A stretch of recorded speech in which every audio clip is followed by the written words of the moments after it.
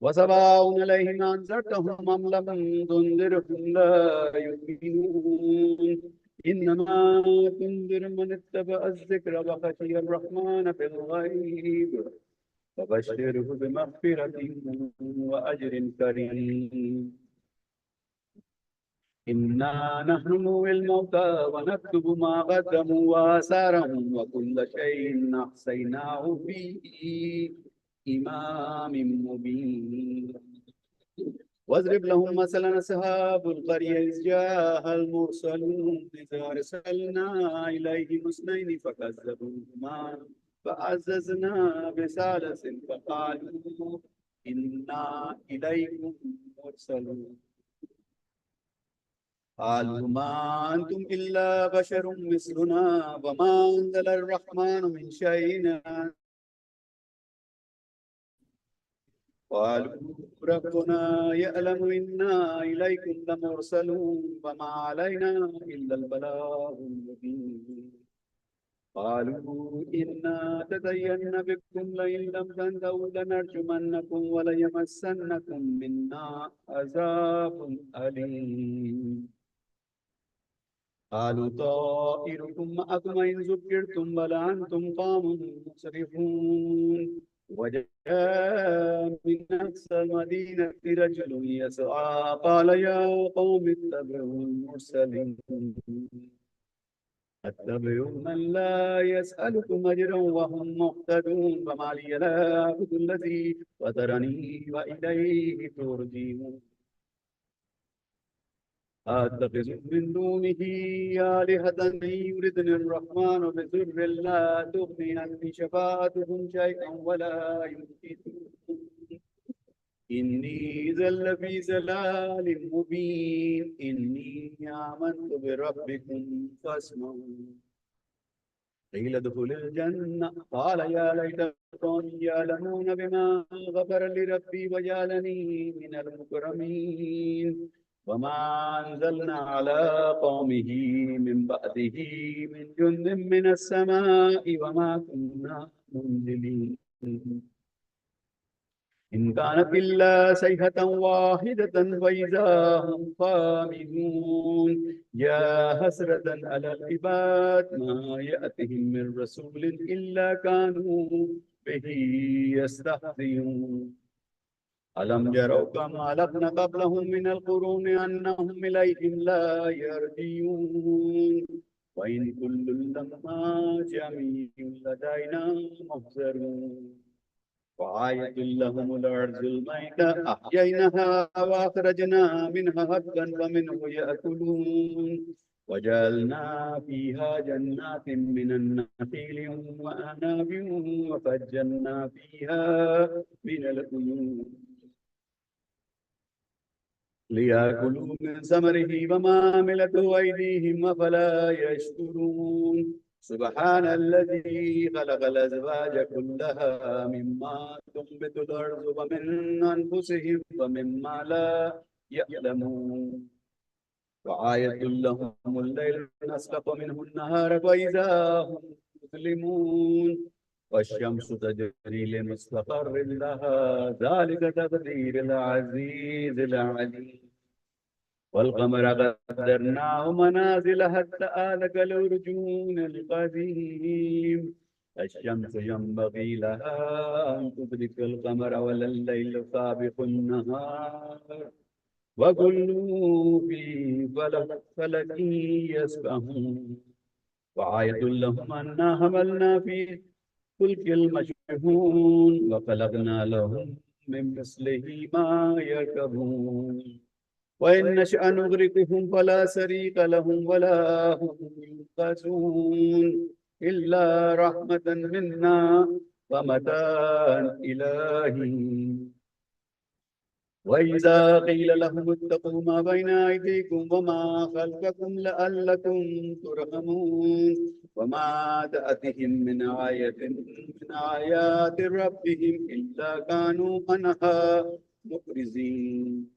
وإذا قيل لهم انفقوا مما رزقكم الله قال الذين كفروا للذين آمنوا أنطعموا من لو يشاء الله وأطعمه إن أنتم إلا في ضلال مبين.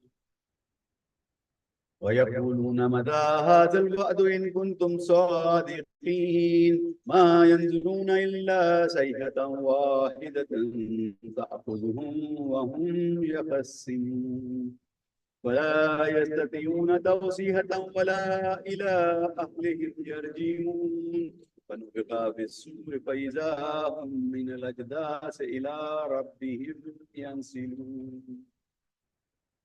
قالوا يا ويلنا من بأسنا من مرقدنا هذا ما وعد الرحمن وصدق المرسلون إن كانت إلا صيحة واحدة فإذا هم جميع لدينا محضرون واليوم لا تظلم نفس شيئا ولا تجزون إلا ما كنتم تعملون إن أصحاب الجنة اليوم في شغل فاكهون وأزواجهم في ظلال على الأرائك متكئون لهم فيها فاكهة ولهم ما يدعون سلام قولا من رب رحيم وامتازوا اليوم أيها المجرمون ألم أعهد إليكم يا بني آدم أن لا تعبدوا الشيطان إنه لكم عدو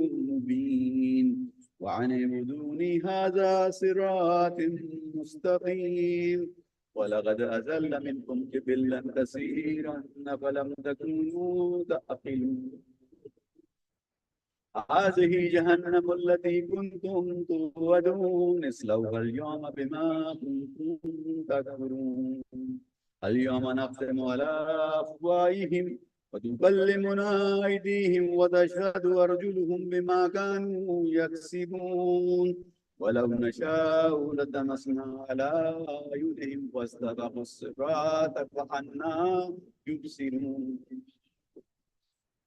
ولو نشاء لمسخناهم على مكانتهم فما استطاعوا مضيا ولا يرجعون ومن نعمره ننكسه في الخلق أفلا يعقلون وما علمناه الشعر وما ينبغي له إن هو إلا ذكر وقرآن مبين لينذر من كان حيا ويحق القول على الكافرين أولم يروا أنا خلقنا لهم مما عملت أيدينا نعما فهم لها مالكون وذللناها لهم فمنها ركوبهم ومنها يأكلون ولهم فيها منافع ومشارب أفلا يشكرون واتخذوا من دون الله آلهة لعلهم ينصرون لا يستطيعون نصرهم وهم لهم جند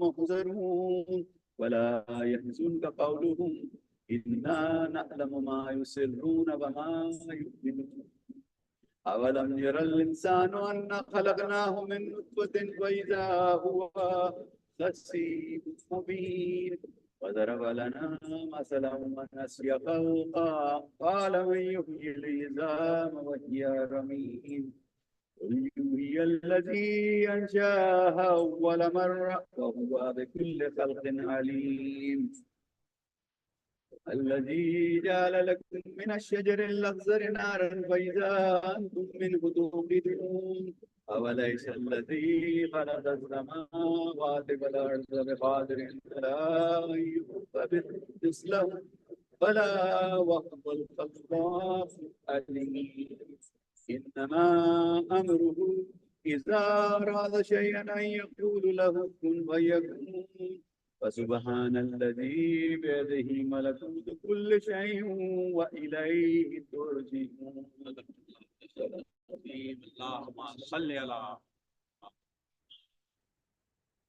اللهم صل على محمد وآل محمد. بسم الله الرحمن الرحيم.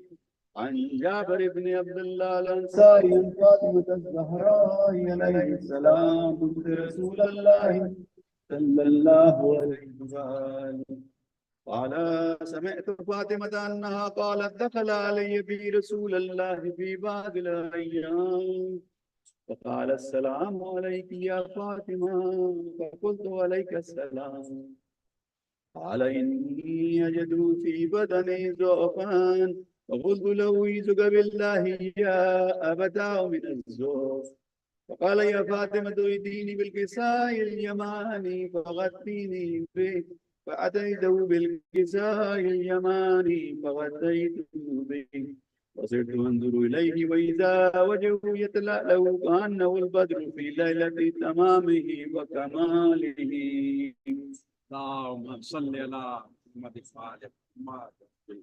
وما كانت إلا ساعة وإذا بولدي الحسن عليه السلام قد أقبل فقال السلام عليك يا أمه فقلت عليك السلام يا قرة عيني وثمرة فؤادي وقال يا أمه إني أشم عندك راية طيبة كأن رأيت جدي رسول الله صلى الله عليه وآله فقلت نام من نجدك تحت الكساء فأقبل حسن عليه السلام نحو الكساء وقال السلام عليك يا جدا يا رسول الله أتأذن لي أن أدخل معك تحت الكساء فقال وعليك السلام يا ولدي ويا صاحب حوزي قد أذنت لك فدخل معه تحت الكساء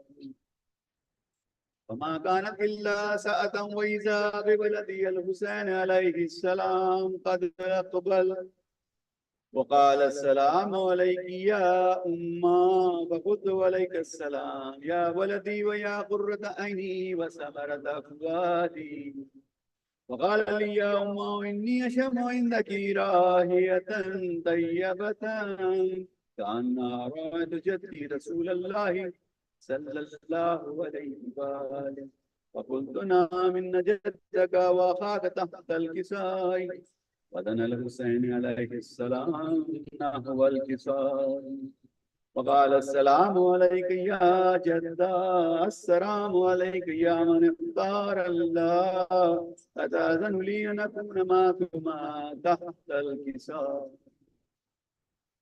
فقال وعليك السلام يا ولدي ويا شافي أمتي قد أذنت لك فدخل معهما تحت الكساء وأقبل عند ذلك أبو الحسن علي بن أبي طالب عليه السلام وقال السلام عليك يا بنت رسول الله فقلت عليك السلام يا أبا الحسن ويا أمير المؤمنين وقال يا فاطمة إني أشم عندك راية طيبة كأن راية رقيب ابن عمي رسول الله صلى الله عليه وآله فقلت نعم ها هو ما ولديك تحت الكساء وأقبل علي عليه السلام نحو الكساء فقال السلام عليك يا رسول الله تأذن لي أن أكون معكم تحت الكساء قال له عليك السلام يا أخي ويا وسي وخليفتي وصاحب لواي قد أذنت لك فدخل علي عليه السلام تحت الكساء ثم أتيت نحو الكساء فقلت السلام عليك يا أبتا يا رسول الله تأذن لي أن أكون معكم تحت الكساء وقال عليك السلام يا بنتي ويا بزاتي قد أذنت لك ودخلت تحت الكساء فلما اكتملنا جميعا تحت الكساء أخذ بي رسول الله بطرف الكساء فعوما بيده اليمنى إلى السماء وقال اللهم إن هؤلاء أهل بيتي وخاصتي وحامتي لحمهم لحمي ودمهم دمي يؤلمني ما يؤلمهم ويحزنني ما يحزنهم. أنا هرب لمن هاربهم وسلم لمن سالمهم وعدو لمن ناداهم ومحب لمن أحبهم. إنهم مني وأنا منهم. وجعل صلواتك وبركاتك ورحمتك وغفرانك ورزوانك علي وعليهم، وأذهب عنكم الرجس وتحكرهم تطهيرا. اللهم صل على محمد وآل محمد. وقال الله عز وجل: يا ملائكتي ويا سكان سماواتي إني ما خلقت سماء مبنيا ولا أرضا مدهيا ولا قمرا منيرا ولا شمسا مضيا ولا فلكا يدور ولا بحرا يجري ولا فلكا يسري إلا في محبة هؤلاء الخمسة الذين هم تحت الكساء. فقال أمين جبرائيل: يا ربي ومن تحت الكساء؟ وقال عز وجل: هم أهل بيت النبوة ومعدن الرسالة، فاطمة وأبوها وبألها وبنوها. اللهم صل على محمد وآل محمد. وقال جبرائيل: يا ربي أتأذن لي أن أحبط إلى الأرض ليكون معهم سادسا؟ وقال الله: نعم قد أذنت لك. فهبط الأمين جبرائيل وقال: السلام عليك يا رسول الله. العلي الأعلى يقرئك السلام ويخصك بتحيتي والإكرام ويقول لك: وعزتي وجلالي إني ما خلقت سماء مبنيا ولا أرضا مدهيا ولا قمرا منيرا ولا شمسا مضيا ولا فلكا يدور ولا بحرا يجري ولا فلكا يسري إلا لأجلكم ومحبتكم. فقد أذن لي أن أدخل معكم فهل تأذن لي يا رسول الله؟ فقال رسول الله وعليك السلام: يا أمين وهي الله، إنه نعم قد أذنت لك. فدخل جبرائيل معنا تحت الكسام. فقال لأبي: إن الله قد أوحى إليكم يقول: إنما يريد الله ليذهب عنكم الرجس أهل البيت ويطهركم تطهيرا. اللهم صل على محمد وآل. فقال علي عليه السلام لأبي: يا رسول الله أخبرني ما لجلوسنا هذا تحت الكساء من الفضل عند الله. فقال النبي: والذي بعثني بالحق نبيا واصطفاني بالرسالة نجيا ما ذكر خبرنا هذا في محفل من محافل أهل الأرض وفي جمع من شيتنا ومحبينا إلا ونزلت عليهم الرحمة فحفت بهم الملائكة واستغفرت لهم إلى أن يتفرقوا. وقال علي عليه السلام: إذا والله فزنا وفاز عشيتنا ورب الكعبة. فقال النبي ثانيا: يا علي والذي بعثني بالحق نبيا واصطفاني بالرسالة نجيا ما ذكر خبرنا هذا في محفل من محافل أهل الأرض وفيه جمع من شيتنا ومحبينا وفيهم محموم إلا وفرج الله هما ولا مغموم إلا وكشف الله غما ولا طالب حاجة إلا وقضى الله حاجته. فقال علي عليه السلام: إذا والله فزنا وسودنا وكذلك شيتنا فعسوا وسودوا في الدنيا والآخرة ورب الكعبة. اللهم صل على محمد وآل محمد.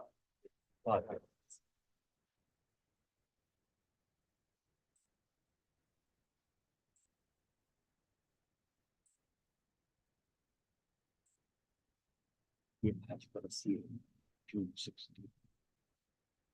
Sultan ibn Abi Sultan. एक फातिहा की तरफ ہمارے برادر علی بھائی کے والد کی برسی کے لیے فاتح دفعات ہے جعفر سلطان اپنے ابھی سلطان. شکریہ.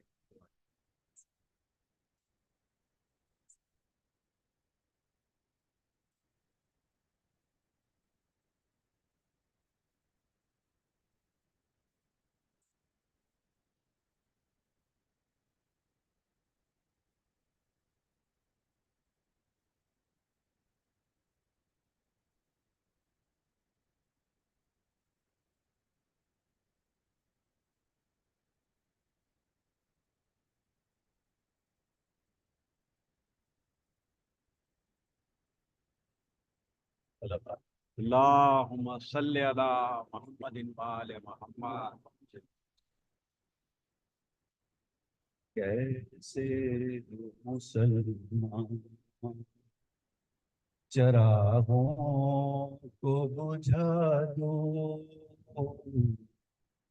کیسے ہو مسلمان چراغوں کو بجھا دو. شہزادی کون ہے کھلے سر ہے رضا دو، کیسے ہو مسلمان چراغوں کو بجھا دو. اٹھتا ہوا خیموں سے دھواں دیکھنے والوں، اٹھتا ہوا خیموں سے دھواں دیکھنے والوں، اسلام کے گھر میں ہے لگی آگ بجھا دو، کیسے ہو مسلمان چراغوں کو بجھا دو. اس دن کے لیے پالا تھا کیا بنت نبی نے،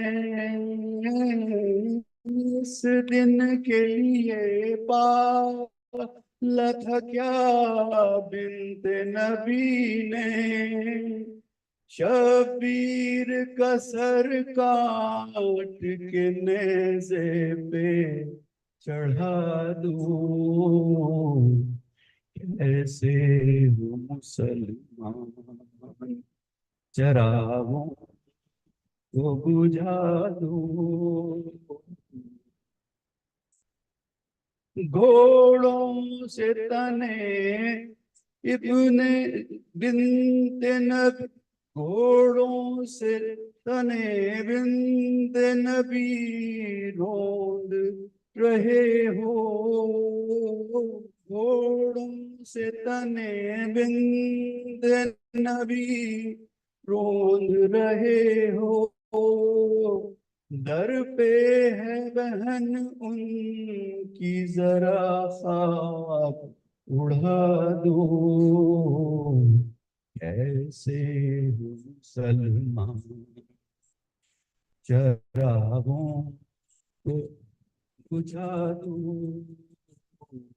کیسے ہو مسلمان.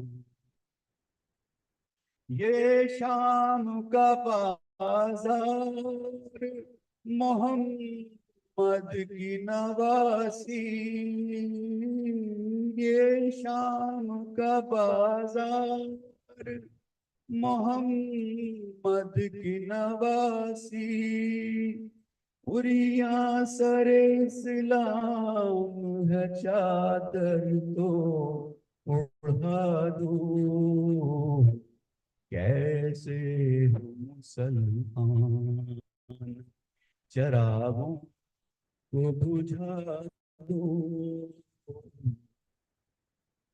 ماں دیکھ نہ لے سر کو کہیں برسر نیزا، ماں دیکھ نہ لے سر کو کہیں برسر نیزا، اس پہ سرے اصغر ہے ذرا تو ہٹا دو کیسے ہو مسلمان چراغوں کو بجھا دو کیسے ہو مسلمان چراغوں کو بجھا دو گھبرا کے تماچوں سے یہ کہتی تھی سکینہ گھبرا کے تماچوں سے یہ کہتی تھی سکینہ اچھی پھوپھی اماں میرے امو کو بلا دو ایسے وہ مسلمان چراغوں کو بجھا دو شبیر کے ماتم کی صدا گونج رہی ہے شبیر کے ماتم کی صدا گونج رہی ہے اٹھو میری آواز سے آواز لا دو کیسے ہو مسلمان چراغوں کو بجھا دو شہزادی کونین کھلے سر ہے ردا دو کیسے ہو مسلمان چراغوں کو بجھا دو صلوات اللهم صل على محمد وعلى محمد وعجل فرجا جزاك الله.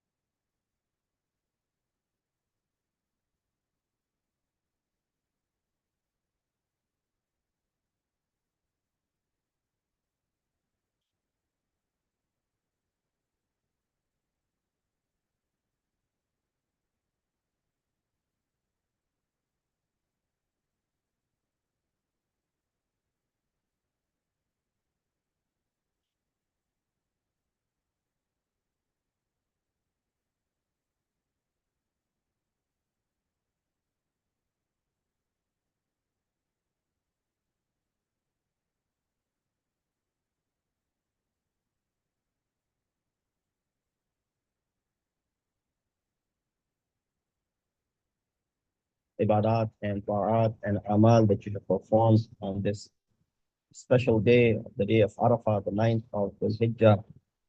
And although we couldn't be in the plains of Arafat and nor were we close to the Haram of Sayyid al-Shuhada, as there are so many recommendations to be in the vicinity of Karbala, the Haram of Sayyid al-Shuhada, to the extent that Allah subhanahu wa ta'ala looks at the Haram of Sayyid al-Shuhada on this day of Arafah and accepts the amal and the ibadat of those who are present over there performing their ibadat.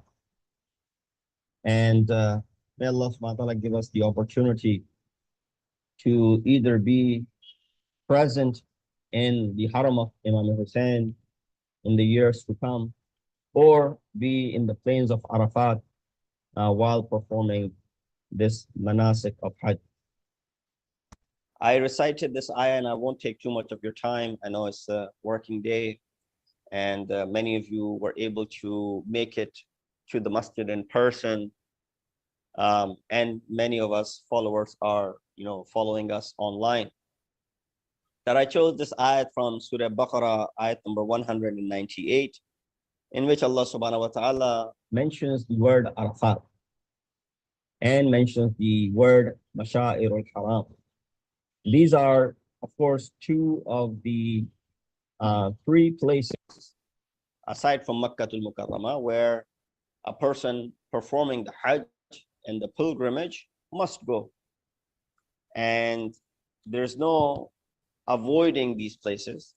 Wuquf in these places is obligatory. First, wuquf that you have to perform after Yawm al-Tarwiyah, which is the 8th day of the month of Dhul-Hijj. All of the Hajis and the pilgrims must travel to the plains of Arafat. And when you arrive this place, which is about 20 kilometers away from the city of Mecca, you spend the wajib waqf is from the time of Zawal, which is the time of Dhuhr Salat, up until sunset. And so about 5 hours or so are to be spent there, and that is a wajib wuquf. That means you don't have to do anything aside from your wajibat, which you have to perform Salat al-Dhuhr and Asr. And this is a place where everyone combines their Salat, and even our brothers in Ahl Sunnah, because we're sharing tents with them as well, you see that all of them pray Zuhr and Asr together. Although you're spending the entire afternoon over there, they could have easily divided their Salat, prayed Zuhr and Asr on its peak time. But here on this one day, they also combine their prayers, Dhuhr and Asr. And so you have to stay there till the time of sunset. And at the time of sunset is when we recite these certain du'as, dua of Imam Hussein, which we recited. And there's actually a specific dua which is to be recited. Again, you can find it in the books of Mafatih ul-Jinan and other books of du'as, and as well as online on du'as.org. You can find this dua, which is specific for the time of sunset. So today, at the time of sunset, which will be around 8 o'clock or so, you can start reciting that dua, face towards Qibla, raise your hands, as the dua of Imam Hussein was mentioned, that he raised his hands to his face, and make this dua. And when you run out of the words of this dua, start making your own dua. Ask Allah subhanahu wa ta'ala for your hajat, and give umumiyat and generalize your dua, asking for others around you, for the well-being of the people in your surrounding, for the well-being of your own family members, on the day of, letting go of the grudges that you may have, the day of forgiving people.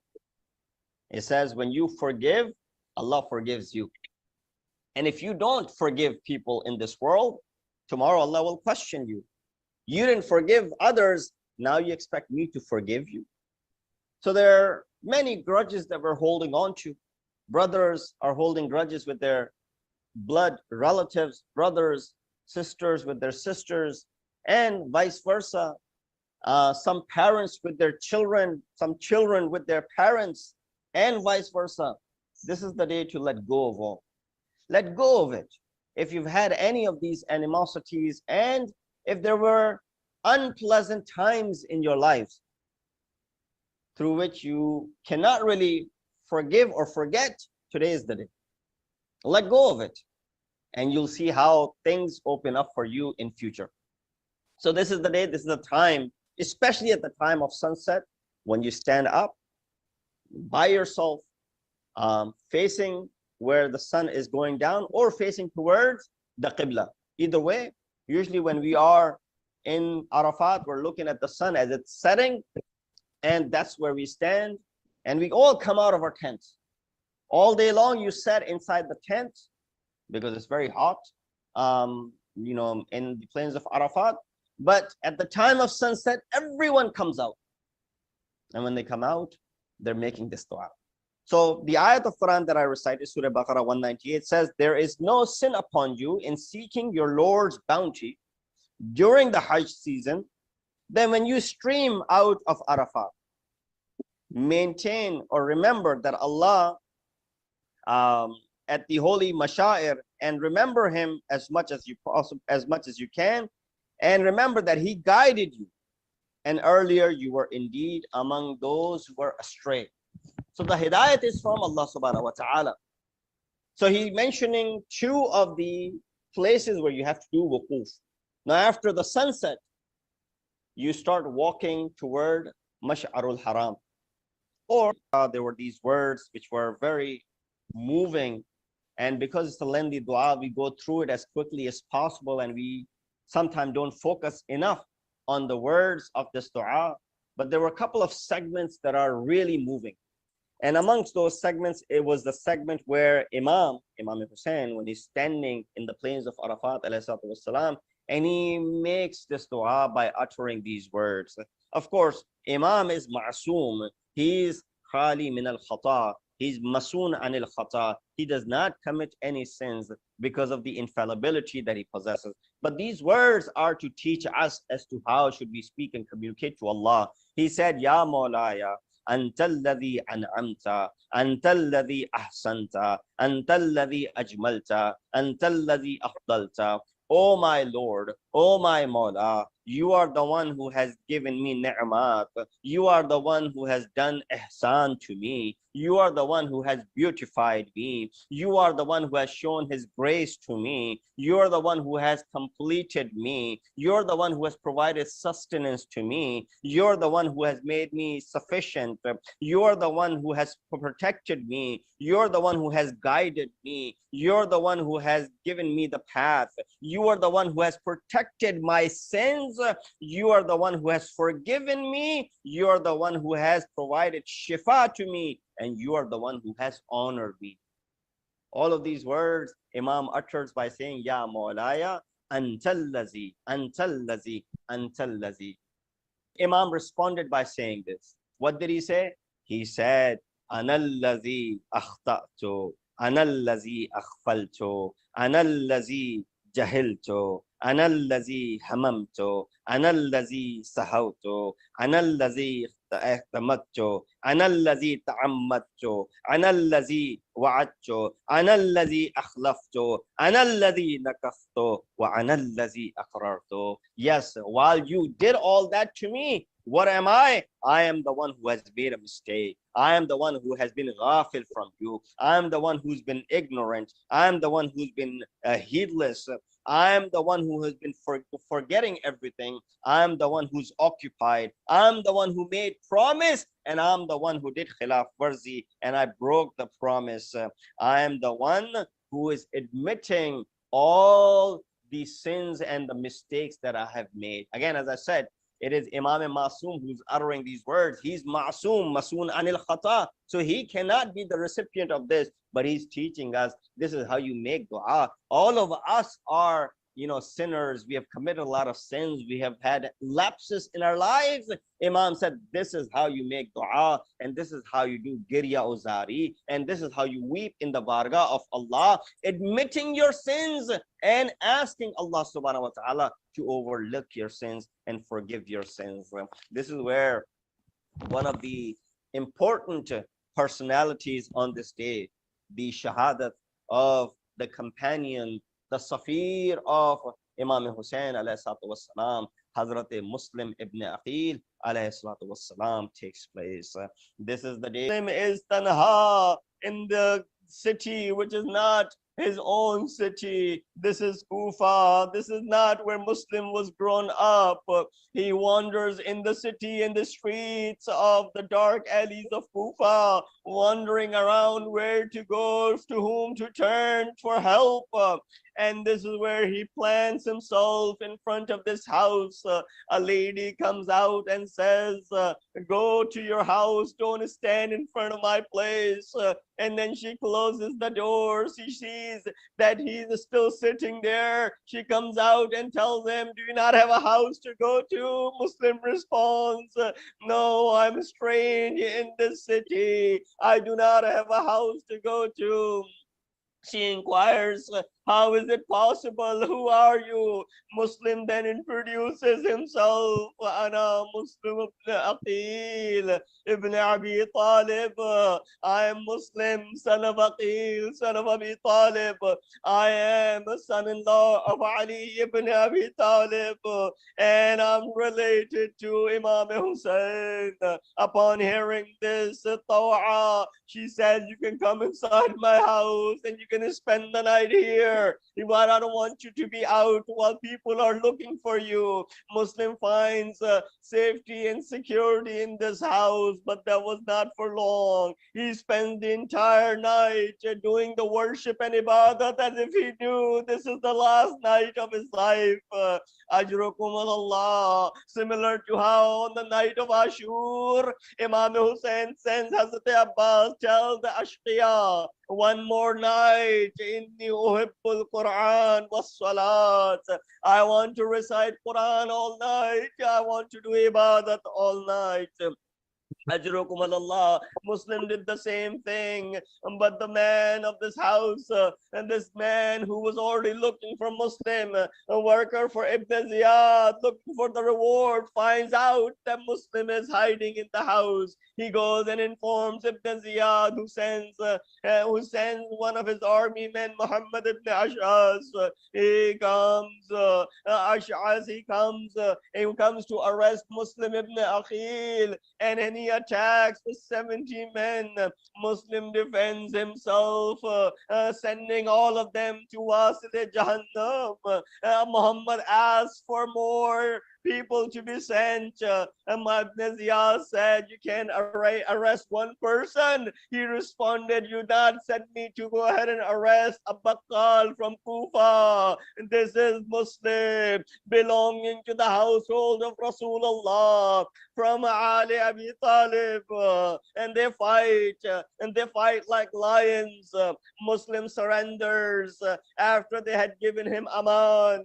He makes a few wasaya. He says, I am in debt, to sell my zira and pay off my debt. And he says, and convey my message to Imam Hussein, to whom I had written, O Imam, the entire city is waiting for you. As soon as you receive my letter, فَعَجِّلْ وَلَا تُعَجِّلْ. Imam, come as soon as possible and do not delay coming. My Mawla is on his way to Kufa and I don't want him to come here anymore. But they did not honor Muslims' plea. They hanged him from Darul Amara and his body was thrown down. How do you treat an ambassador and a Safir of Hussein? Imam Hussein, who had already started his journey, he had concluded the Hajj and he came out towards the Kufa.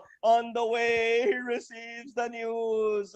Oh, Hussein, your ambassador Muslim, he was martyred. He was hanged from Darul Ammara. Imam Hussein and comes to the daughter of Muslim and places his hand on her head and tells her that your father has been killed. In fact, she said, Mawla, you're treating me like you're treating an orphan. She said that. Imam said, you've become a yatim today. But don't worry, I won't let the yatimi affect you. You will not be affected by this yatimi. I would say, Mawla, tomorrow when you will be martyred on the 10th of Muharram, on the day of Ashur, who will come and comfort Sakina? ألا لعنة الله القوم الظالمين وسيعلم الذين ظلموا أي منقلب ينقلبون إنا لله وإنا إليه راجعون. बार अल्लाह हमारी से बात कबूल फरमा, हम गुनाहगार हैं, हमारे गुनाहों से दरगुज़र फरमा, हमें अहले बैत अलैहिस्सलाम की नक्श क़दम पर तौफ़ीक़ अता फरमा, हमें उनकी तालीमात पर अमल करने की तौफ़ीक़ अता फरमा, हमारे इमाम के ज़ुहूर में ताजील फरमा, हमें उनके आवानों से हमें शुमार कर। रब्बना तक़ब्बल मिन्ना इन्नका अंतस समीउल अलीम।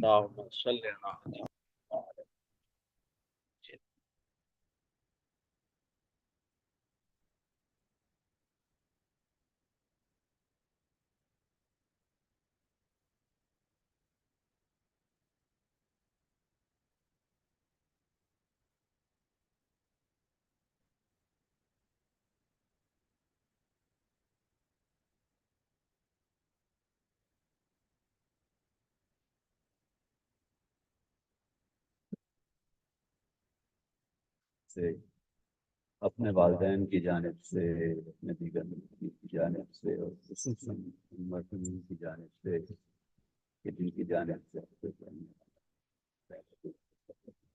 بسم الله الرحمن الرحيم إلهي عظم البلاء وبرئ القضاء وانفكت الغضاء وانقطع الرجاء وضعفت الأرض ومنيت السماء وأنت المستعان وإليك المستقى وعليك الموظل في الشدة والرخاء اللهم صل على محمد وآل محمد أولي الأمر الذين فرضت علينا ربنا بذلك منزلة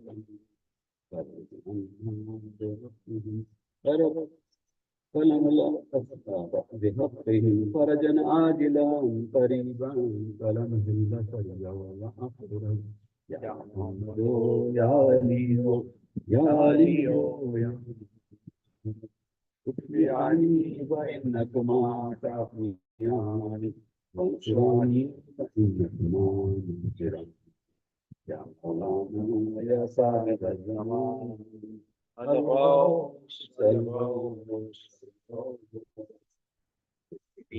أدركني أدركني الساعة الساعة الأجل الأجل يا أرحم الراحمين بحق محمد آل الطاهرين. اللهم صل على زيارة.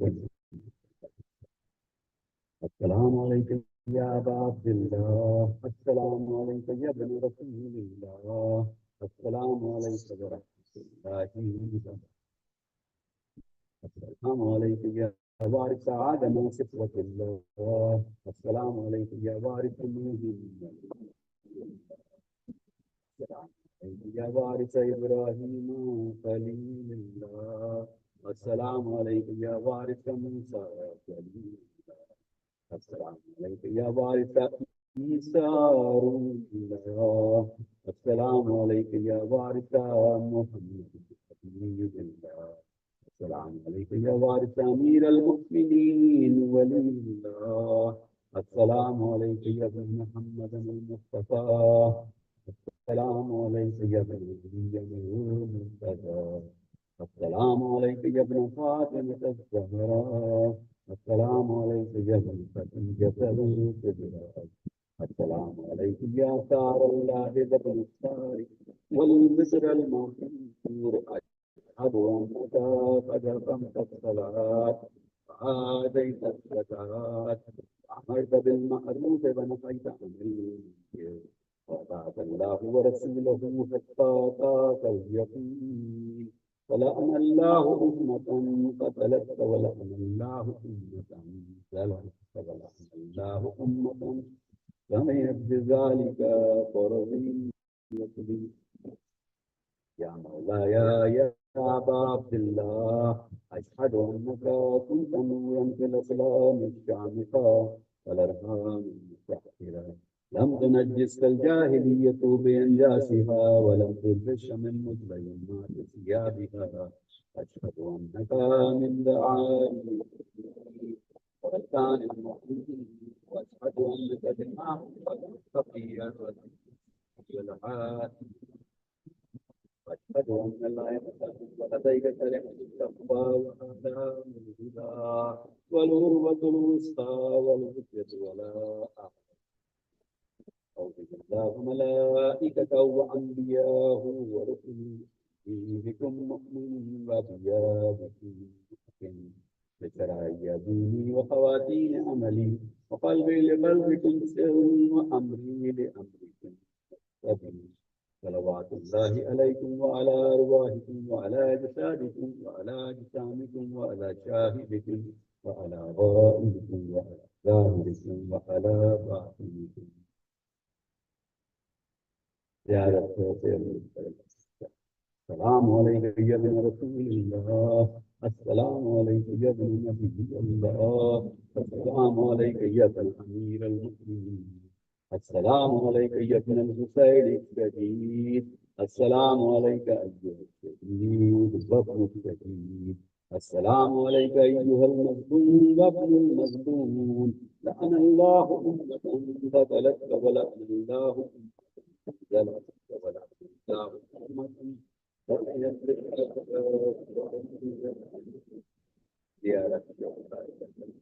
السلام علیکم یا اولیاء اللہ وأحباء السلام علیکم یا اولیاء اللہ وأحباء السلام علیکم یا انصار دین اللہ السلام علیکم یا انصار رسول اللہ السلام علیکم یا انصار امیر المؤمنین السلام علیکم یا انصار فاطمة الزہراء سید النساء العالمین السلام علیکم یا انصار ابی محمد الحسن بن علی الزکی الناطق السلام علیکم یا انصار ابی عبداللہ بأبي وأمي تبتم ودارج الأرض التي آدتكم فتصل فوزا عظيما فيا ليتني كنت معكم فأفوز يا عباس السلام عليك يا أبو الفضل العباس يا ابن أمير المؤمنين السلام عليك يا ابن سيد المرسلين السلام عليك أيها العبد الصالح المطيع لله ولرسوله السلام عليك يا أفضل الشهداء السلام عليكم ورحمة الله وبركاته يا رجل السلام علیکم یا رسول اللہ السلام علیکم یا نبی اللہ السلام علیکم یا رحمت للعالمین السلام علیکم یا امیر المؤمنین السلام علیکم یا فاطمة الزہراء السلام علیکم یا خدیجۃ الکبریٰ السلام علیکم یا شہزادی زینب السلام علیکم یا حسن المصطفیٰ السلام علیکم یا ابا عبداللہ الحسین وعلی التسعة المعصومین من ذریتک علی ومحمد بن علی وجعفر بن محمد وموسى بن جعفر وعلی بن موسى ومحمد بن علی وعلی بن محمد والحسن بن علی والحجة بن حسن أجل الله فرجك سهل الله مخرجك وظهورك والسارق والسلام عليكم جميعا ورحمة الله وبركاته اللهم صل على زيارة أهل القدس السلام على أهل لا إله إلا الله بحق لا إله إلا الله يا أهل لا إله إلا الله بحق لا إله إلا الله فإذا وجدتم قال لا إله إلا الله من لا إله إلا الله يا لا إله إلا الله بحق لا إله إلا الله يقول لمن قال لا إله إلا الله وكنا في زمرة من قال لا إله إلا الله محمد رسول الله علي ولي الله السلام على أهل الديار من المؤمنين والمسلمين أنتم السابقون ونحن إن شاء الله بكم ليغفرون اللهم رب هذه الأربعة فعنيا والأجساد البحرية والعظام النقرة التي خرجت من الدنيا وهي بك مؤمنة ندخل عليهم منك وسلام اللهم ولهم ما تولوا واحشرهم مع من حفظوا اللهم صل على محمد وآل محمد